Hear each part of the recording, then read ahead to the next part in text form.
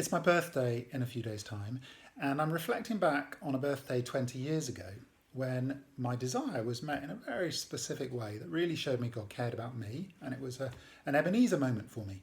So I was in Melbourne, Australia.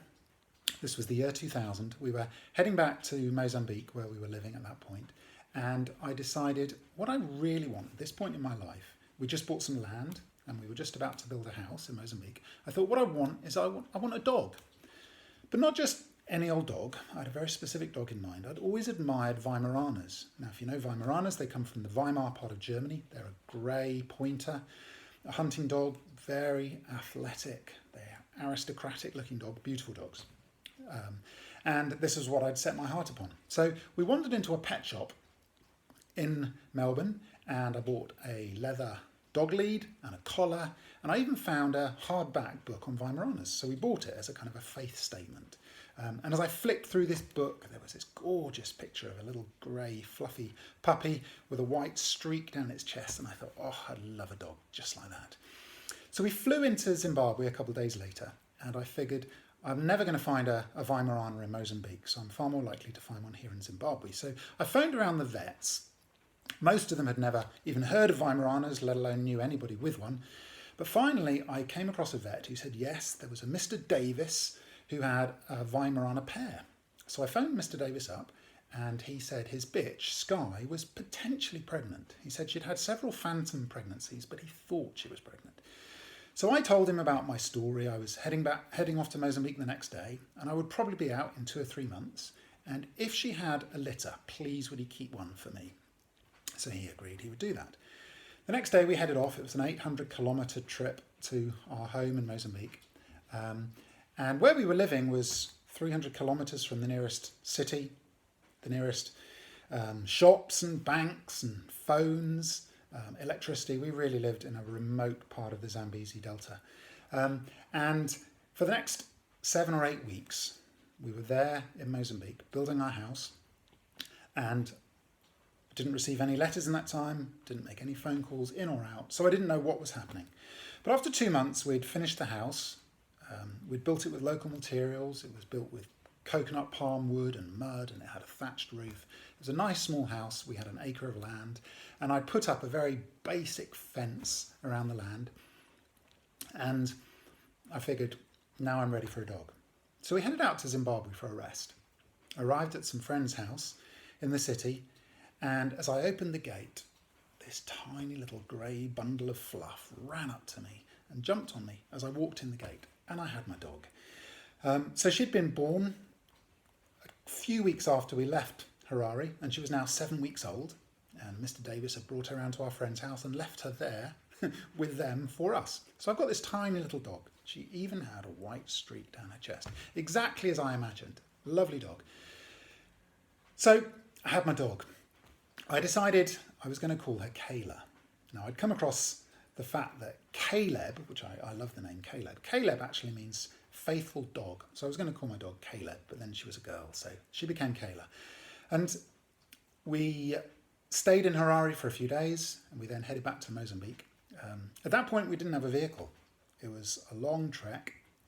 So I went to the vet, got the dog with her inoculations and things, and I got some sedatives. And I bought a small rectangular shaped wicker basket. I gave Kayla a sedative. I put her inside the basket, and we travelled by bus. It was about a 4-hour bus trip to the border.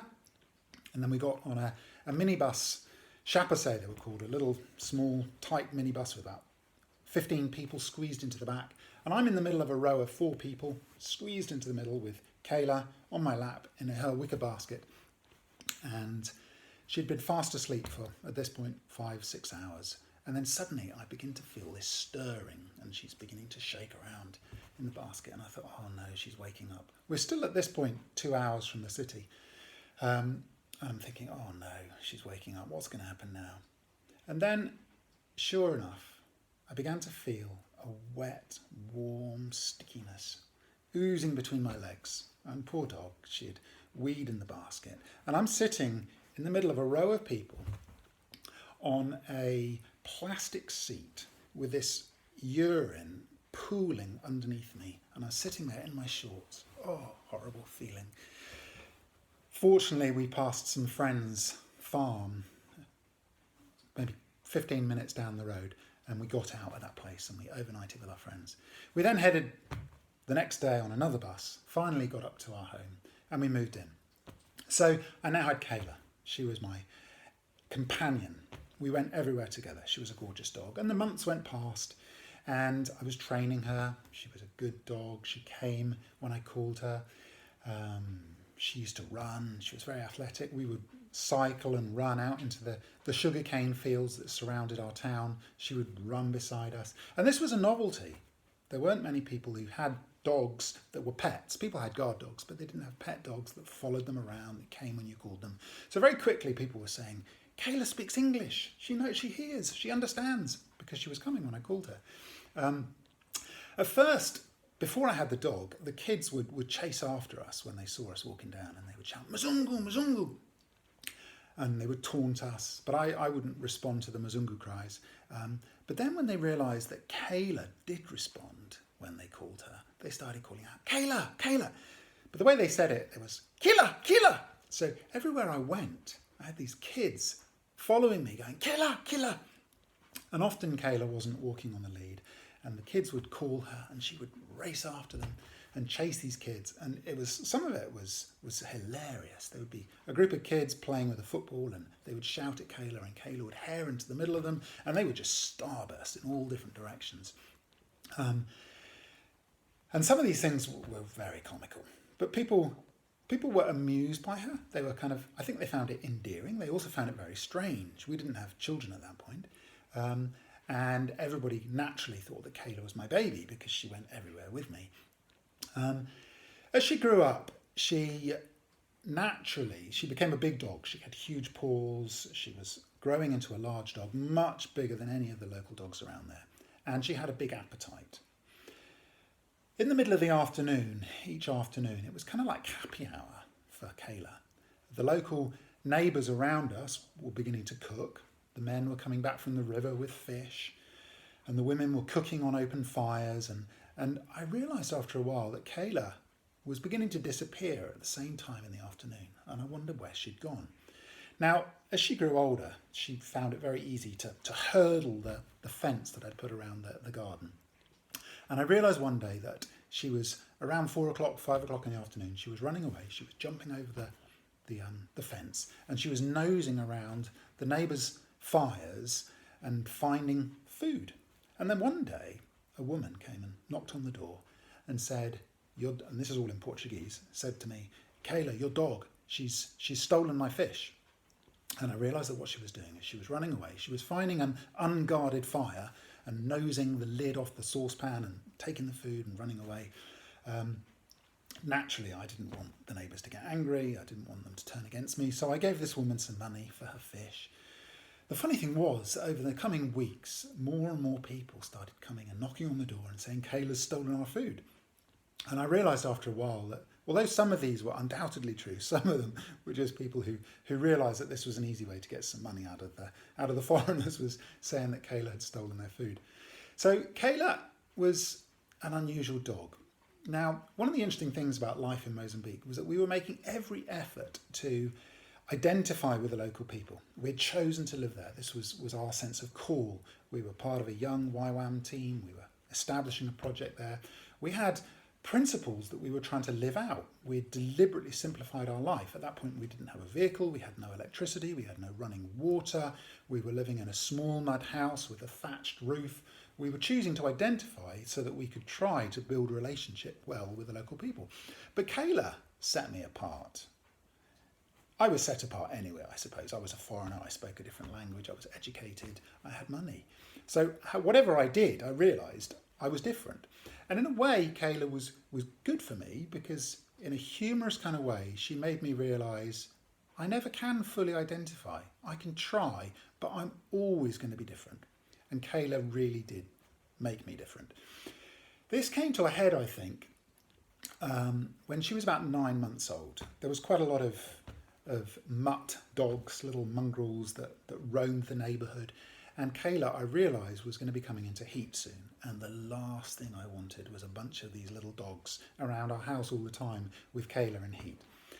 So I figured I've got to get her out of here. I've got to get to the vet in Harare, an 800-kilometre trip, which is going to take at least 24 hours of travel, given the mud roads. I've got to get out, and I've got to get her spayed, and I've got to do it quickly. Now, at that point, we didn't have a vehicle.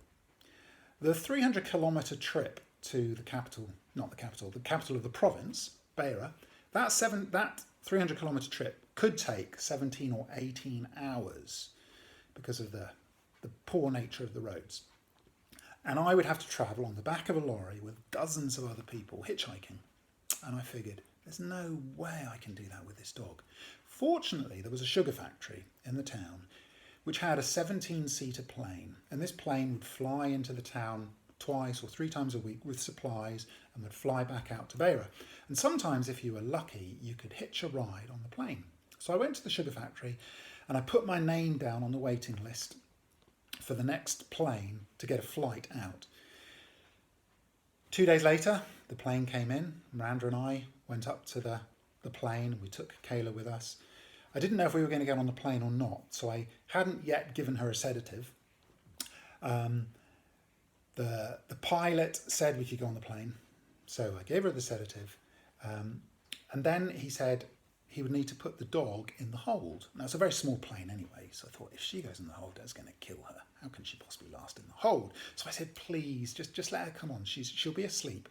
And he said, no. And then he eventually said, well, okay, if you put her in a box, in a secure box, you can bring her in. So I raced back to the house, which was about 1 kilometre away. I came back with the same wicker basket that I'd brought her up in. But by this point, she's much bigger. I put her in the wicker basket, which had a folding lid. But the moment I pushed the lid down on her head, even though she was, by this point, was very sleepy and kind of drugged up, she was scared by the dark, and she was pushing the lid up. So there's no way I could hold her inside this basket. By this point, the plane is full of people, and they're waiting for me. And the pilot's wanting to leave, and he said, no, you'll have to go out on the lorry. And I said, oh, please, I've got another basket. Just wait for me, please. So he said, okay. I borrowed somebody's bicycle, and I raced back to the house. And I came back with one of those kind of Alibaba wicker baskets that was our laundry basket. And I put her inside the basket. Fortunately, she fitted. And I tied her collar onto the handle. And I then brought her inside the plane. He said, no, she can't sit in that. I'll put her in the toilet. So there was a tiny toilet cubicle in the back of the plane. So he puts Kayla inside the basket, into the toilet cubicle. He goes up to the front of the plane, and then you hear this thumping sound inside the toilet cubicle, and he balanced the basket on top of the toilet seat. Naturally, she's bouncing around. She's rolled off the toilet seat and is thumping inside this small toilet cubicle. By this point, it's embarrassing. I get her out of the toilet cubicle, bring her into the aisle, and fortunately, by this point, I think he's so fed up with me, he lets me sit with the dog in the aisle of this tiny plane, and I'm holding her and stroking her head, and he takes off. 40 minutes later, we land in Beira, and I carry on the trip the next day into Harare, and I get her spayed. And a week later, her stitches have all recovered, and we return overland with a 2-day journey back to our town where we're living. So the interesting thing, as I bring this story to a close, is that Kayla was undoubtedly a wonderful gift. She was actually my heart's desire. She was exactly what I wanted. She looked even exactly how I wanted her. She came probably the only Weimaraners in Zimbabwe at that time, had a pregnancy, had a litter, at exactly the right time that I could take a dog home. All of it was a kind of a unbelievable answer to actually unspoken prayers, just desires really. So she was an amazing gift.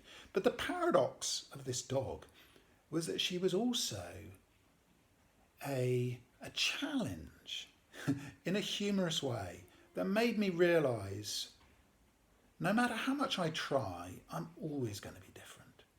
I'm always going to be an oddball. I'm always going to stand out. I can try to identify, but I will always be a foreigner.